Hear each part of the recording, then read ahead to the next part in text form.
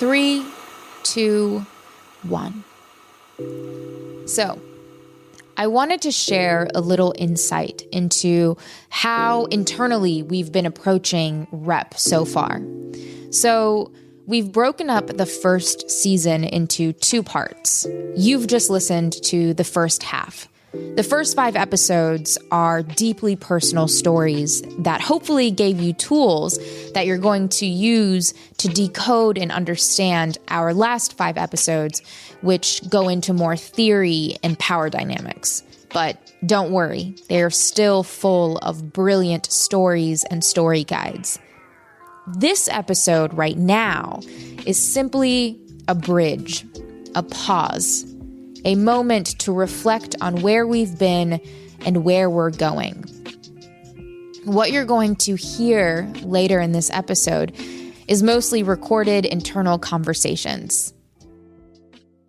But while I was recording these conversations, I always had you all in mind.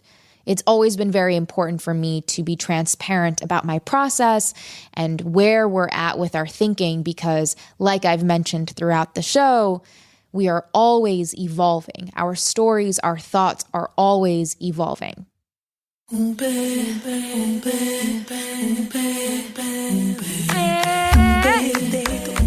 So with that being said, I wanted to welcome you to this episode, which in musical terms, we like to call the Interlude.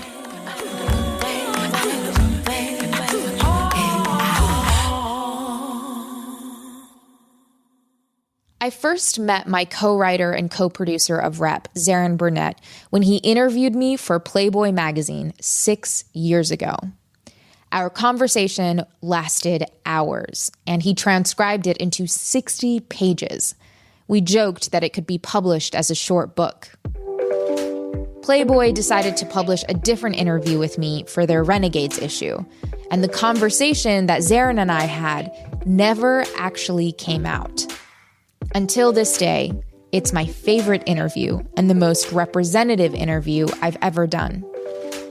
We became quick friends after this conversation, and I made an intention that Zaron and I would work together on a project that felt right for both of us. The idea for Rep was born in 2018, shortly after I finished working on my series Sold in America, where I spent a few years investigating the sex trade in the U.S.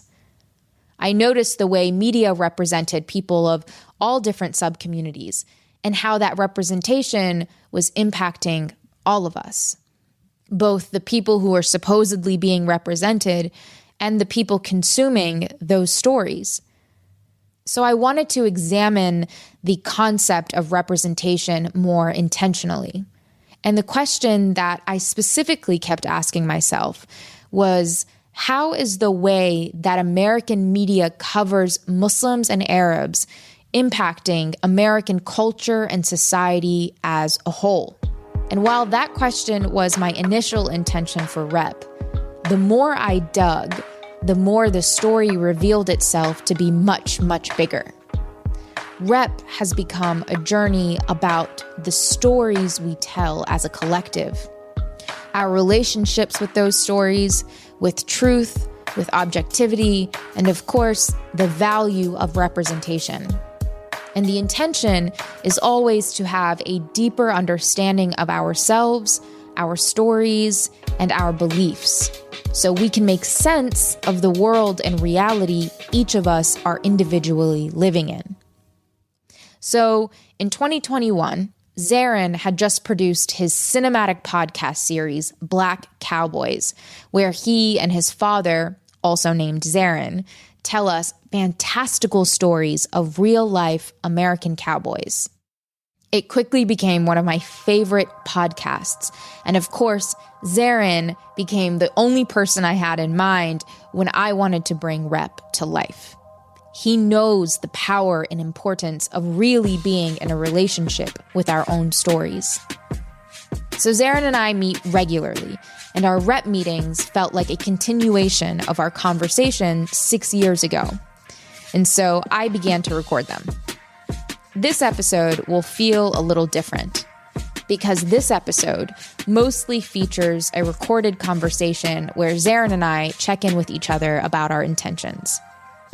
And with that, I am so happy to introduce you all to Zaron Burnett.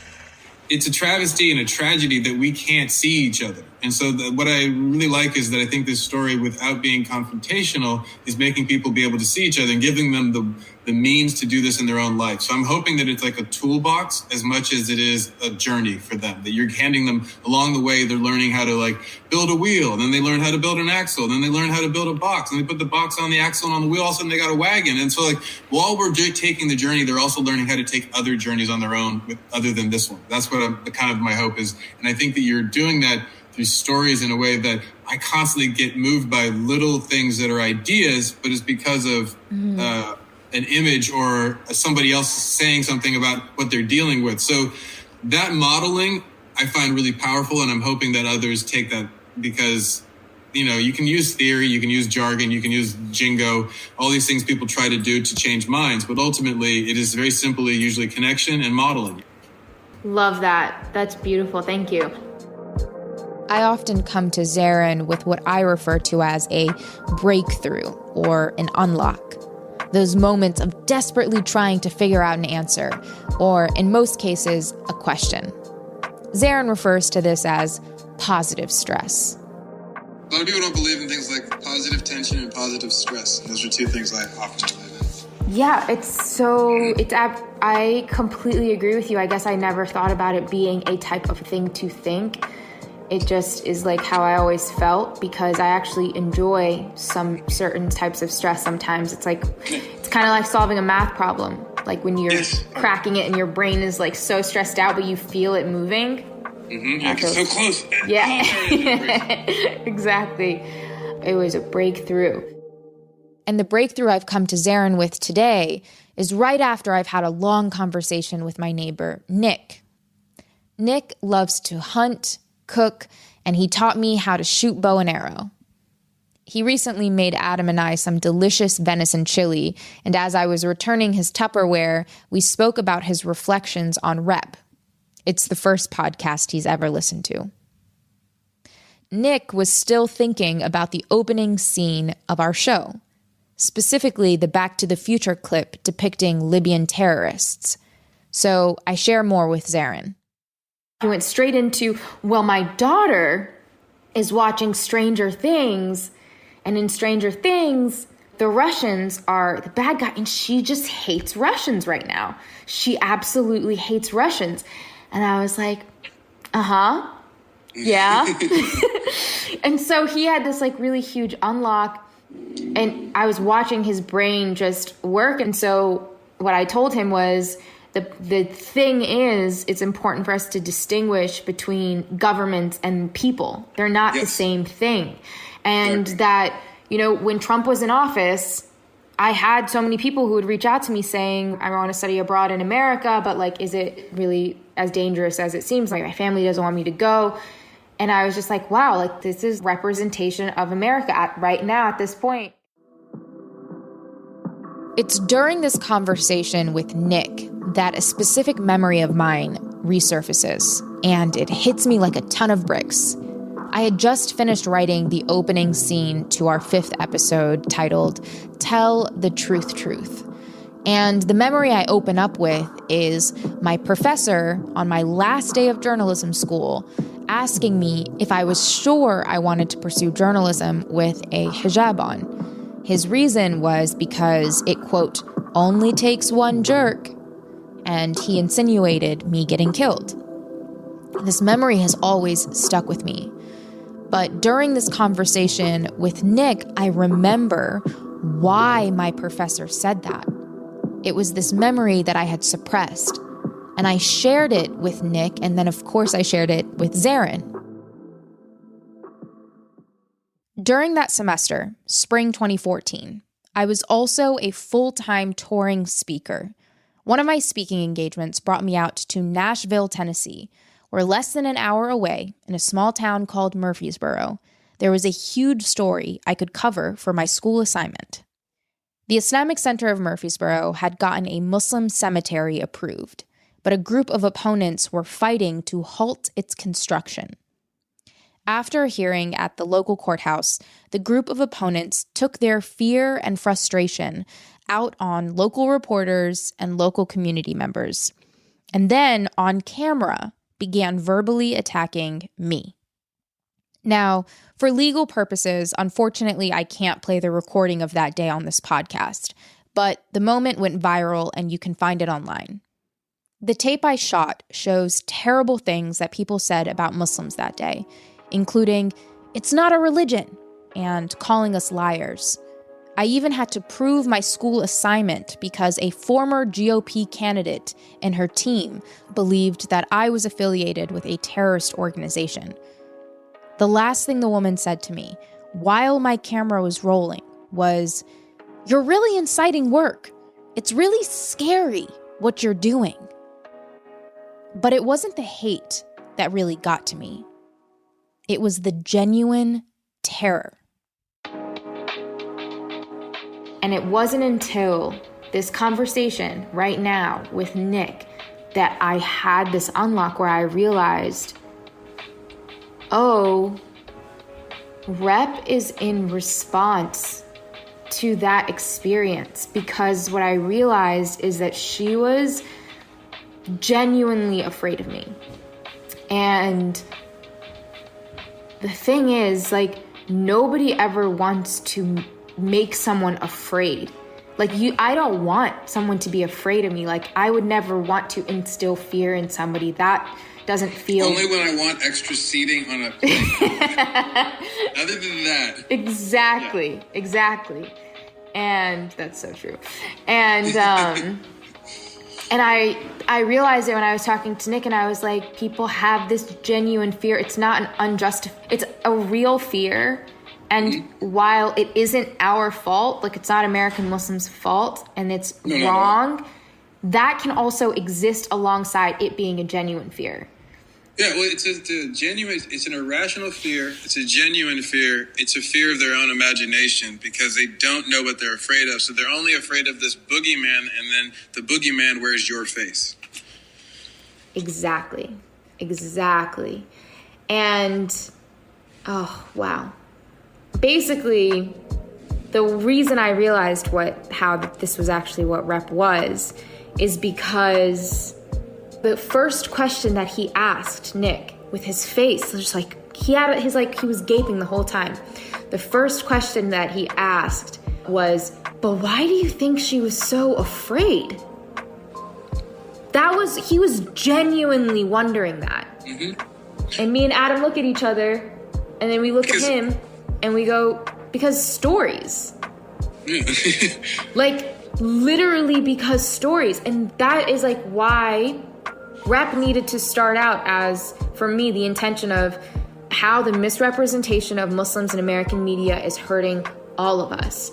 It's not about just because we're Muslim, that's what's happening. It's like it's a case study to show you that fear of anybody through stories, like, we all end up living in fear. That woman is not having a good time being afraid of me. And I am definitely not having a good time being the recipient of her fear. Like, the only thing that she gets out of it is the world briefly makes sense to her because she knows who the bad person is and how she's the good person. That's all it is. For a moment, it gets to make sense. That's exactly it. Huh, wow. I mean, that just goes back to all of us looking for the truth, or looking for answers. It's also why Donald Trump is such a genius politician, is because he gives answers to these people in very simple terms, and they can go along with it. And everyone else makes fun of him who's so smart, but none of that fucking matters. The smart people talk to each other, and the rest of the world moves through emotions and beliefs and momentum. And I mean, I'm not suggesting that people should emulate him, but they should understand why his thing works. That's all I'm saying. And then people should be able to do that in their way, which is to speak to people's emotions, speak to where they live in their beliefs, and then get them to be not afraid, because you can make a belief be positive or a belief be negative, but it'll never really be rational. It's a belief. It's below that, you know? Wow. If you know your story and you can unpack your own fears, you are, of course, forced to start questioning your beliefs, because that's a part of that process. To know yourself. And then also building new ones. And that's a really healthy part of the process, is because suddenly you have things that make you feel good because you believe them. Oh my gosh, yeah. And in the same sense, is they're like beliefs are always grounded in emotions, right? So emotions can seem reasonable, right? They're not rational, but they're reasonable. It makes sense. I feel this way because of this. So it makes sense, but it's not rational. You can't throw facts at it and correct it. It's just purely, this felt like this, and that's why I think this, right? So that's the limit of its reason. But because of that, you can get people to go in lots of different directions. You just have to make it make sense at that level, which is, yes, I mean, like, for a long time, for centuries, the idea is that you should turn your other cheek when you were struck. A lot of Christians went with that. They decided, I mean, that's motivated Martin Luther King Jr. and what Gandhi did. But between the idea of nonviolence comes from this Jesus idea of, like, when you were beaten, when you were struck with violence, turn your other cheek and basically greet more violence. You know, be ready for more violence, rather than to become violent.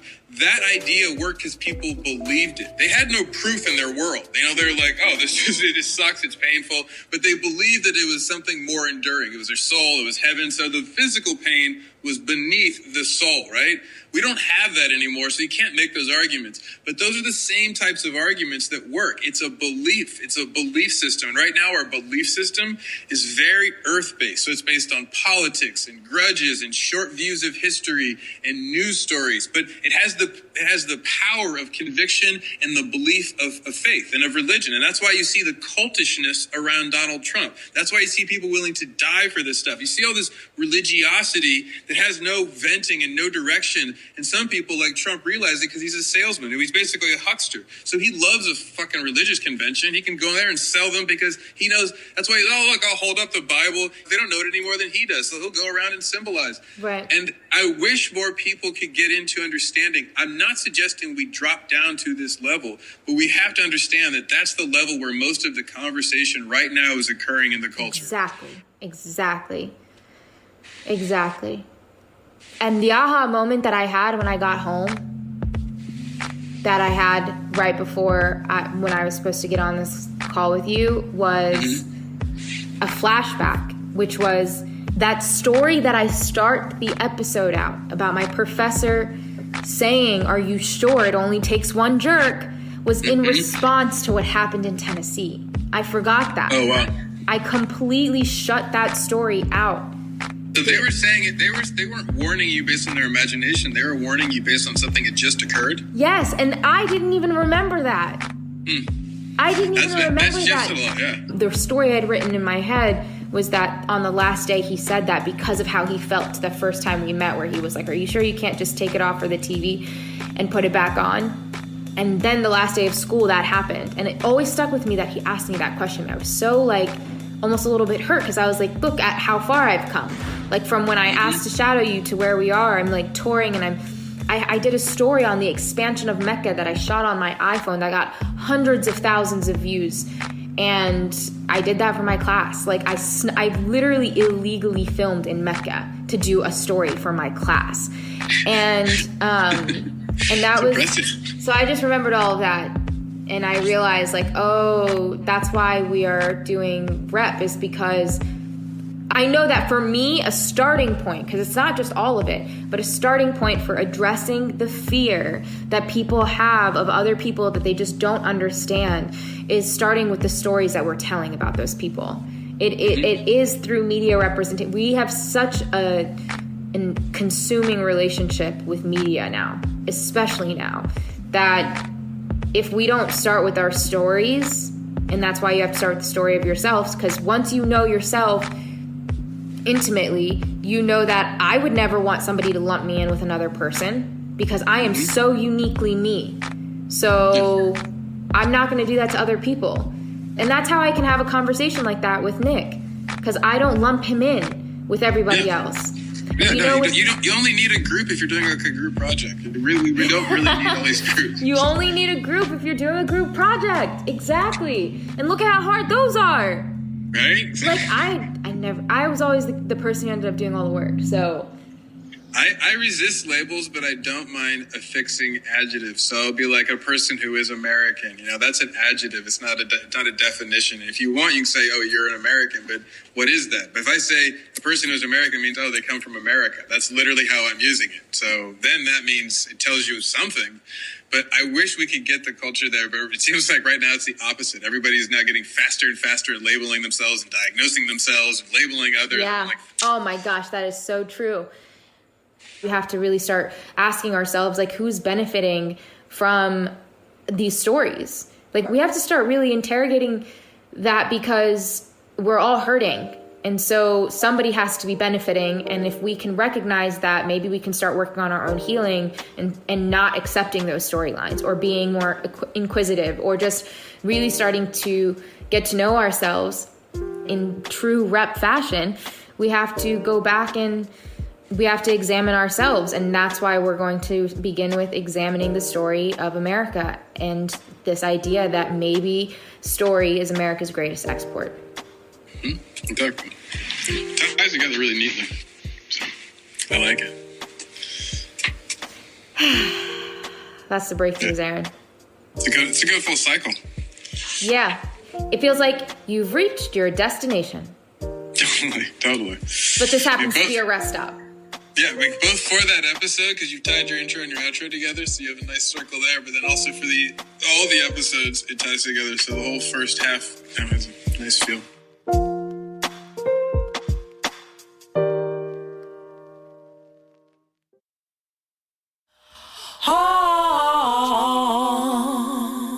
Rep.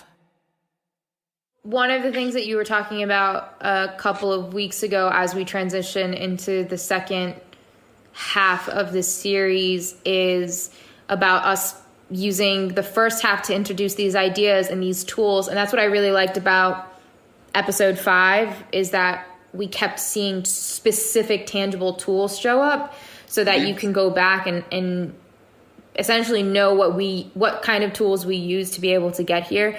So as we are empowered with the tools and the approach to story for the second half, how do you currently feel? We look at power without laying the language of it. So I don't want people sitting there thinking about the 48 laws of power or whatever. Like, I don't want them using previous language. I want them to suddenly realize that that's what they're analyzing, right? So then they go, oh, I could use this anywhere, because now they're doing it without applying a special lens. They are suddenly just given the ability to see something they couldn't see before. I had this thought today while I was walking in the cemetery.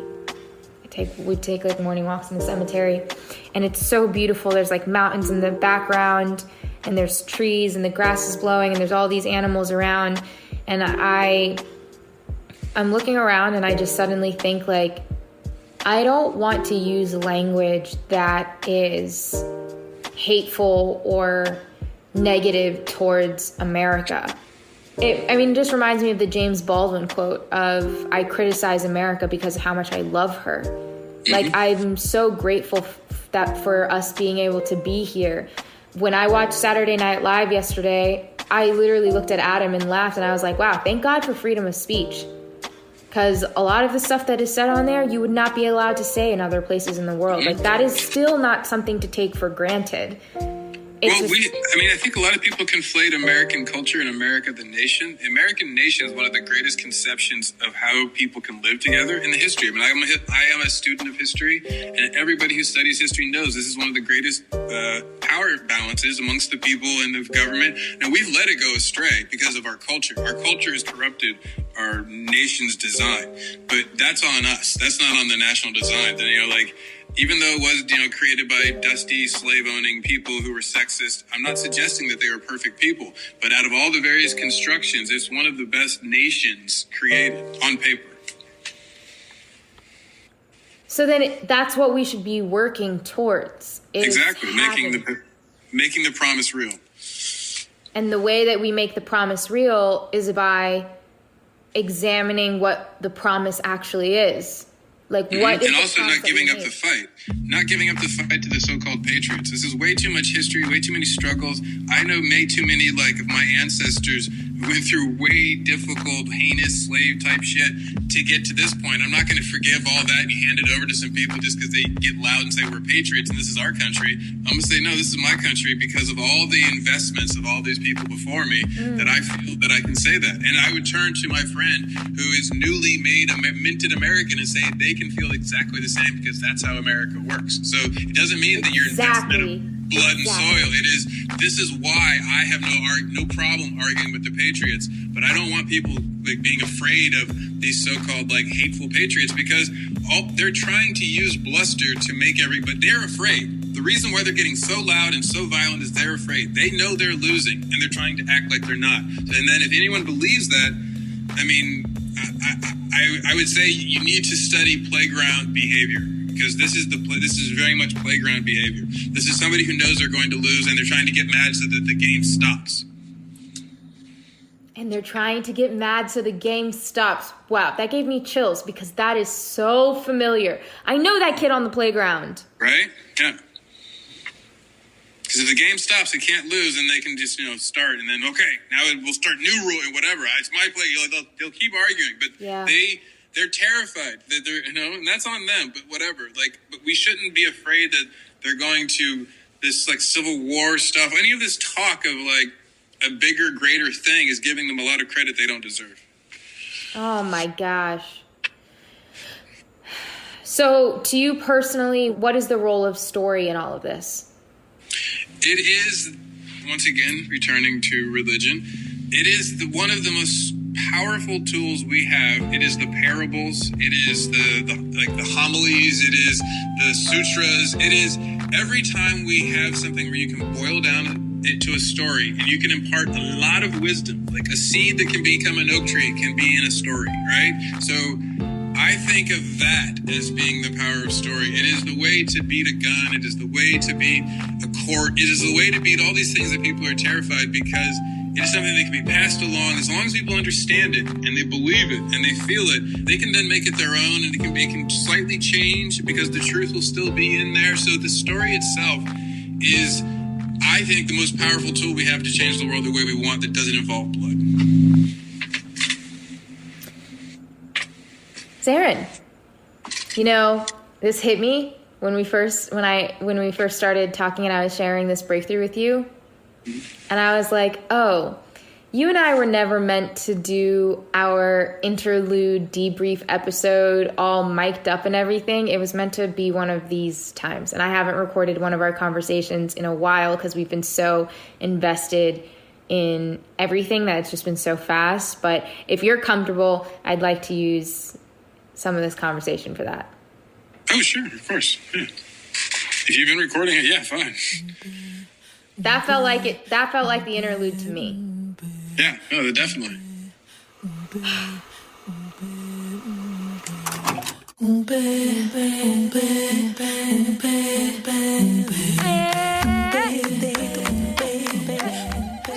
Rep is a production of At Your Service, School of Humans, and iHeart Podcasts. This show is written and produced by me, Noor Tagouri, and Zaron Burnett. Sound design, scoring, editing, mixed and mastered by Jesse Niswanger. Theme song written and composed by Maimouna Youssef, also known as Mumu Fresh. Our senior producer is Amelia Brock. Our executive producers are Adam Kafif, Zaron Burnett, Jason English, and me, Noor Tagouri.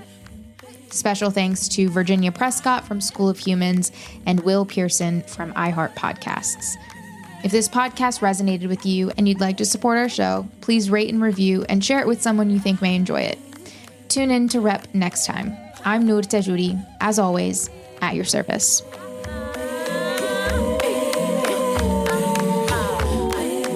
Next up on Rep is America's greatest export, her story. Let's explore that together. Meet you back here July 4th.